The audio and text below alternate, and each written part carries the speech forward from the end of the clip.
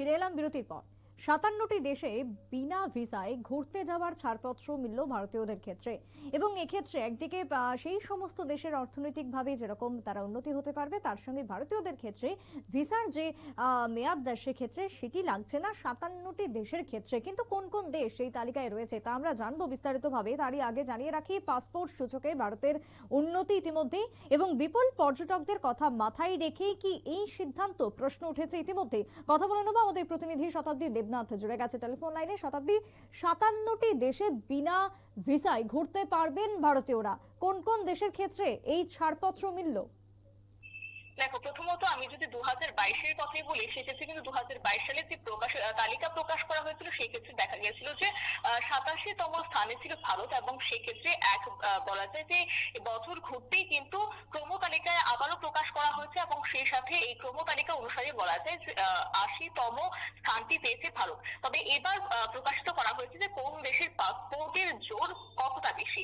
তবে সেক্ষেত্রে সম্প্রতি যে খবর উঠে আসে বা তালিকা প্রকাশ করা হয়েছে দিল্লির তরফ থেকে, সেক্ষেত্রে তাদের পাসপোর্টে কিন্তু বলা হয়েছে পাসপোর্ট সূচক ভারত গত বছরের তুলনায় অনেকটাই কিন্তু উপরে উঠেছে। এবং সেক্ষেত্রে হেনরির হিসেবে অনুসারে কিন্তু সিঙ্গাপুরের পাসপোর্টের জোর সব থেকে বেশি, এবং যা কিনা জাপানকে পেছনে ফেলে কিন্তু সব থেকে শক্তিশালী পাসপোর্টের তালিকায় উঠে এসেছে সিঙ্গাপুর।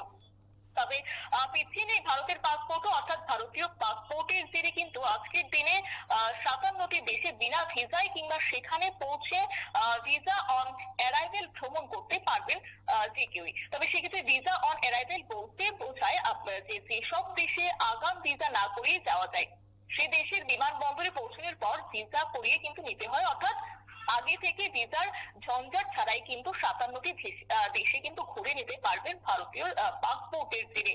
সেক্ষেত্রে শতাব্দী, কতদিন পর্যন্ত এই সময়সীমা থাকছে? ভারতীয়রা কতদিন পর্যন্ত ঘুরতে পারবেন বিনা ভিসায়? দেখো, এই বলা হচ্ছে যে এই চলতি বছরে কিন্তু শুরু হয়েছে, এবং সেক্ষেত্রে কতদিন পর্যন্ত সেই শেষ তালিকায় কিন্তু এখনো প্রকাশ করা হয়নি। আপাতত প্রকাশ করা হয়েছে যে কোন কোন দেশে বা থাকবে এই ক্ষেত্রে।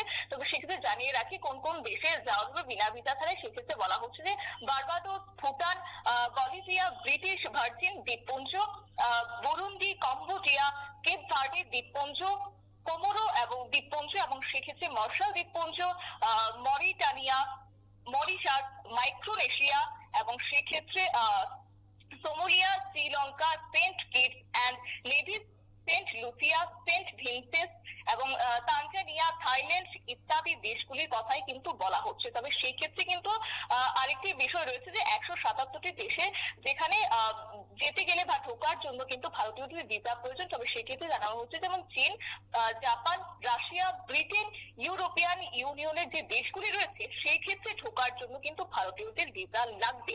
অর্থাৎ সেক্ষেত্রে বলা যায় যে গত কয়েক বছর ধরে পাসপোর্টের জোরের দিকে কিন্তু সেক্ষেত্রে শীর্ষে ছিল জাপান। এবং তবে এবারে এই সম্প্রতি যে তালিকা প্রকাশ করা হয়েছে হিন্দির তরফ থেকে, সেক্ষেত্রে বলা হয়েছে এই তালিকায় জাপানকে পেছনে ফেলে কিন্তু শীর্ষে রয়েছে সিঙ্গাপুর। এবং সিঙ্গাপুরের পাসপোর্টে কিন্তু ১৯২টি দেশে বিনা ভিসায় কিংবা আগাম ভিসা ছাড়াই কিন্তু ঢোকা যাবে।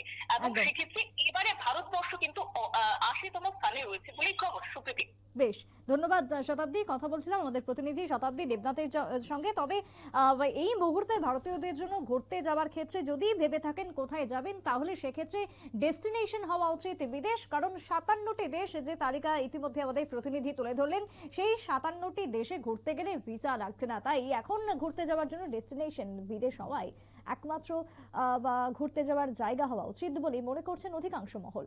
একটা বিরতির পর ফিরছি, সঙ্গে থাকুন।